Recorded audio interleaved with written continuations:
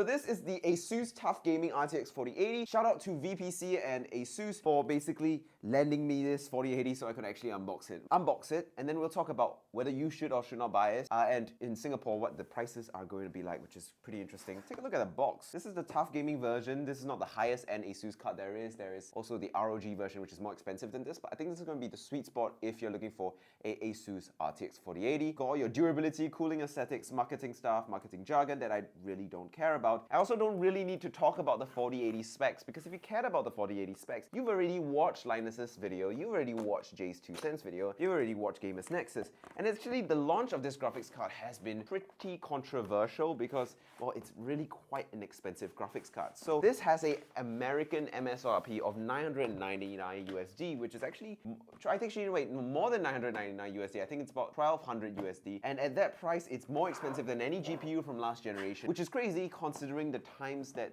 those last generations went through. Obviously, those last gen GPUs faced a lot higher prices due to shortages, but MSRP wise, this is a lot more expensive. And because of that, it's a very hard sell for a lot of people, especially in the Singaporean market, because Singapore's market and Southeast Asian markets, which is a large part of my viewership, generally prefers more budget value for money options. So they'll probably be looking or waiting for something like the 4060 or the 4070 as opposed to going for a 4080. Also, there's competition coming along the way in the form of AMD's 7900 XT. Oh, look at this very nice fancy box. And as a result of that, one might actually think it is a good idea to wait for those competitors to come out to either drive the prices of NVIDIA cards down or maybe provide a good alternative. I really like ASUS's packaging these days. It just got it down on lock. Oh man, this GPU is gigantic. It's humongous. But the 4090 is big, but actually I don't think this is smaller than the 4090. This is actually about the same size, if I remember correctly, which makes this massive. Now, from what I've seen from reviews from Linus Tech Tips and Gamers Nexus, it seems like these coolers are a little bit overbuilt, and the 4080 is surprisingly more efficient than expected. Like, the 4090 needs massive, gigantic coolers, but the 4080 is surprisingly low power, low heat, and pretty efficient for the amount of performance that it has. And it is...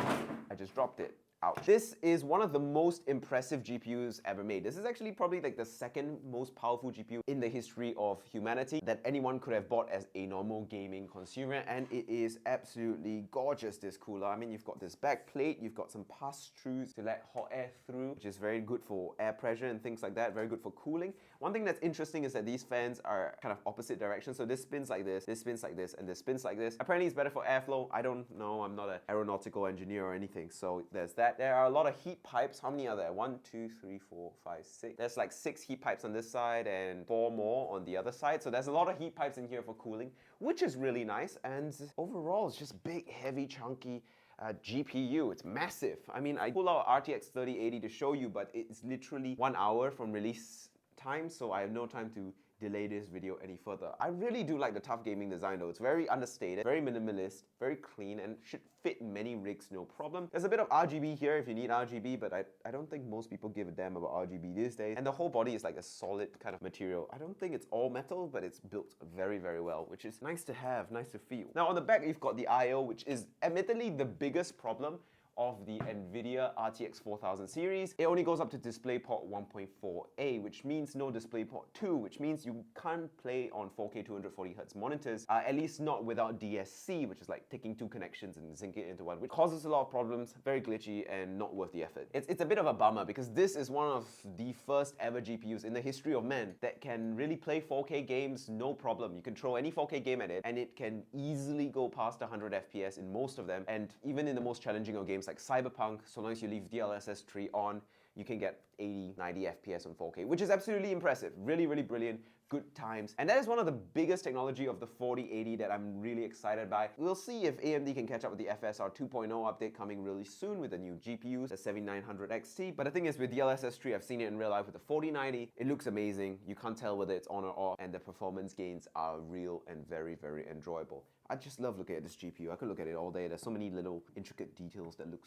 so cool. The only problem with this GPU is the pricing. The pricing is a bit of a concern. But before that, let's take a look at what else comes in the box that I just dropped on the floor just now. So you got a little booklet. Side's got some got a manual, a quick start guide, always appreciate it. And then we've got like a little cardboard thing. We can make a thank you for purchasing ASUS graphics card. I think I can make like a little model cardboard graphics card. I'm not going to use that. You also have a TUF Gaming collector trading card. ASUS been shipping these collector trading cards with their GPUs for a while now. Quite cute, honestly, I appreciate it. Warranty card and everything. Certificate of reliability for passing reliability tests, vibration test, temperature test, thermal shock test, moisture resistance test, salt spray test, solderability test, solder bath test, vibration test, mechanical shock test. So it says it passed all these fancy tests. So I'm going to test it out right now. Got you. But yeah, so that's what else you get in the box. And of course, you get the power adapter, which takes 3 normal GPU PCIe 8 pins and turns it into this weird 12-pin that NVIDIA invented with the 4090. Now, if you noticed and you are attentive, the 4090 actually is 4-pronged, whereas the 4080's adapter is 3-pronged, which is, because this is much lower power consumption, much lower heat than the 4090. And actually, that's one thing that's pretty interesting to me, watching all the thermal reviews and actually benchmarking this myself. The thermal performance of the 4080 is actually much better than what they state on paper. Yes, it needs a 750 watt power supply minimum, and it is a 350 watt TDP kind of GPU, but from what I've seen on the reviews, it's managed to stay pretty cool. It's managed to have pretty decent thermals and have pretty decent performance. So I have a feeling that smaller 4080s will be made and will be on their way, because I feel like this cooling system that these 4080s have at launch are a little bit overkill. So if you're trying to build a small form factor 4080 PC, cross your fingers and hope that they do hum.